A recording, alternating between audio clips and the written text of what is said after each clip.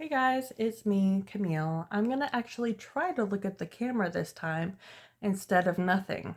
So if I'm staring into your soul right now, I'm really sorry, but I'm trying to get better at talking to the camera instead of looking at myself or into the distance like in a dramatic movie. Today, I wanted to talk about my sobriety journey and why am I sober today and what made me get into thrifting. It's not just the economy, pinching pennies, this and that. I'm not Mr. Krabs, or Mrs. Krabs. I've already made this video so many times that I delete it every time. So pardon me if I'm a little short with this. In May of 2024, I started a job, dream job, office job. I had worked in retail and fast food up until that point, which sucked a lot. It was for an alarm company, it was cushy. You get an hour freaking lunch. It was just amazing. You got PTO starting day one. It was the best. After 3 months, you have to pass a test. So it was the end of May, so June, July, August. Guess what happened at the end of August? They had to call the ambulance on me at work. That whole time, I was stressed about passing the test. That rhymed. I was in a relationship that I didn't want to be in. That was not good for either of us. I also abused my prescriptions and alcohol, and I was trying to use that to pass the test. Yeah, well, if you learn anything from me, do not do that because you'll end up in deep psychosis. You'll end up losing your job. You'll be shipped to the freaking hospital. Not just the hospital, the mental hospital. From your job in the middle of the workday. And that's not a pretty look. I mean, I was dressed up in a cute little dress, feeling like an office professional, but I was acting like Cuckoo Camille. I literally thought I was Alice. I was Alice, and my surroundings was Wonderland. I thought through each time I was opening the door, I was going into different parts of Wonderland. When the ambulance came in, and this was after 3 days of no sleep, when they came, I thought the ambulance was like characters from South Park. I didn't think they were real because they were acting ridiculous in my mind. They were like, "Ooh, honey, ooh, honey, come on, get on the gurney. We gotta have a quick look at you." I was like, like South Park characters. I don't know. The EMTs, I did not trust them. They did not seem real. He is not real. So then a police officer came. I remember bits and pieces. I don't remember all of it because I think I blocked out some of the trauma.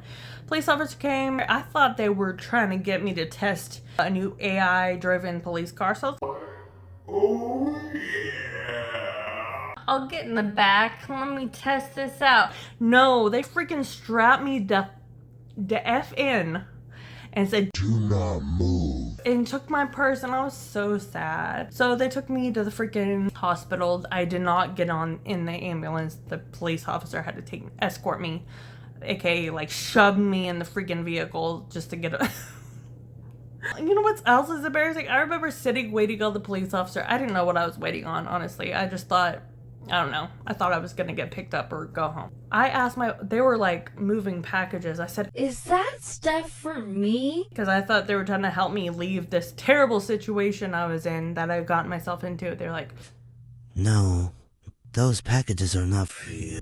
Duh." I thought I was the main character. For the next, from end of August to end of, I guess, middle of November, I was in psychosis. Deep psychosis. And it's a lot of funny. What I was thinking is actually really funny. I'll try to break it down real fast. The first time I went to the hospital, I met this really tall guy. He reminded me of, the new Star Wars, what's his name? Not Luke, I'll leave his name. Anyways, the tall guy, I'm filming on my phone, so I can't. Is my biggest pet peeve when I can't think of something. So I'll think until I can remember it. Okay, I'll think of it, and then I'll, input. Kylo Ren. Of course I didn't remember till after I filmed this. I didn't even have to Google. I just remembered after I filmed. Okay, that was a place for me to go ahead and edit who it is. I thought that guy, tall, dark, and handsome, was Kylo Ren from Star Wars. He was training me. I'm literally cringing when I remember. I thought I was also in the military. I'd lived 1,000 years. I was doing freaking push-ups, sit-ups. He was having me do crunches, wall sits, the whole 9 yards. yoga. We also did Dance Dance Revolution, or I imagined it. So that one was it was like 2 weeks, but it felt like 5 years. Felt like I lived 1,000 lives. The whole time I was like, I don't want to go back to, my partner the way I was living to my dad. I was telling him that. I said, please get me out, because I also thought I was in a game show. I thought the other patients were also trying to get out. This was a big game. Whoever gets to the finish line gets $1 million. To be fair, I had just gotten into watching Mr. Beast videos. Freaking only. I thought the other patients were using their phone a friend option. When they were all huddled trying to get to the phone, I didn't know who to call. I did not call my partner, that's for sure. He was not good. He's my emergency contact, by the way. Don't worry, I've changed it since then. The only person I could remember is my dad's phone number, because he's had the same phone number basically my whole life. Thank you, Dad. I'm blind. I'm wearing contacts right now, but I'm blind without my glasses. For some reason, throughout my whole Psychosis episode, I did not want to keep on my glasses or my contacts. Every time I went to the hospital, I either broke my glasses, lost my glasses, or literally pulled contacts out of my eyes and flicked them. I did not want to see what was going on. We were just watching YouTube and like jamming out to Christian music, and I thought the Flash was gonna come and rescue me. I definitely thought I had superpowers, and the more I, jammed to this Jesus music, the Flash would come find me. So I get out, I tell my dad, just take me back home, because he's like, where do you want to go? I know you don't want to go back to your partner. I said, well, there's nowhere else to go, so just take me home. I was out for a week. During that week, I thought I was Princess Athena. I thought I was also in Divergent, and I was training. I thought I was a queen, goddess, whatever. I thought my partner was a celebrity. His car got towed, because I was like, let's go out parties, let's go drink. Of course, even in Psychosis, still wanted to drink. So we went out. I told him to park his car somewhere. He parked it there and it got towed. So the next day we went in an Uber, and I thought he was Kevin Jonas, specifically Kevin Jonas, because he's the only single Jonas brother. On the way there, I was looking outside and we went back to the year 3000. Not much has changed, but they live underwater. That was going off in my head, right? And we're passing buildings that looked post-apocalyptic, just, downtown North Texas, pretty worn down. But in my mind, we were in the post-apocalyptic future. Kevin Jonas was my key. We're trying to get back to the past. I also thought he was Chris Hemsworth.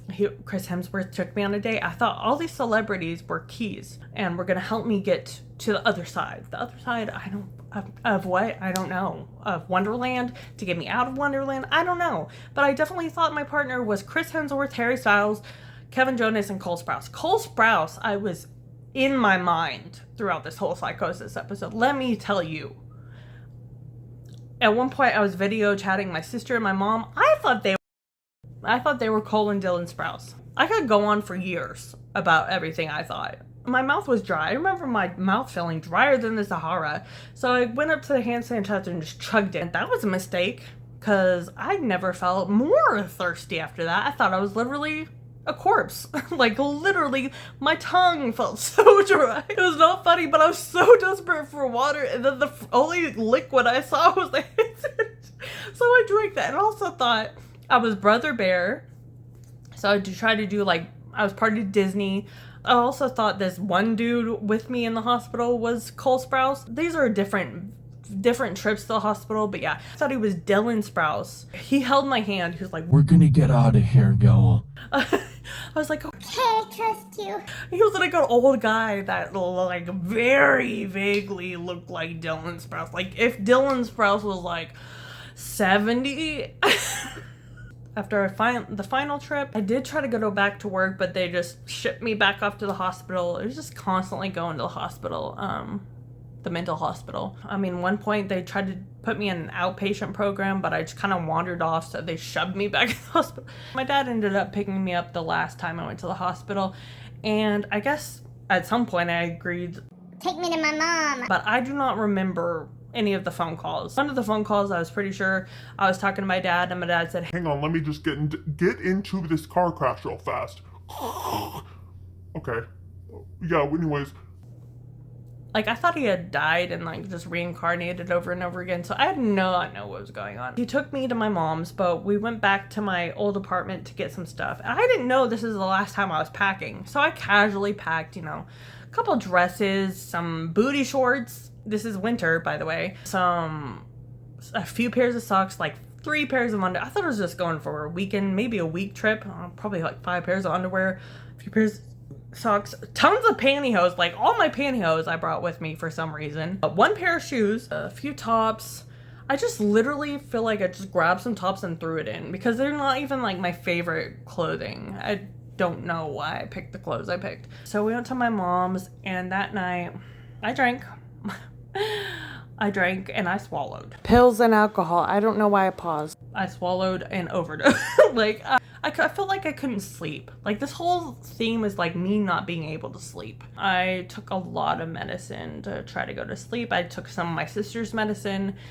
And from October 20th to December 11th, I was in a mental hospital and rehab. Yeah, about 2 months of constant, of just the freaking rehab. And then I went to outpatient till February. It was a long year.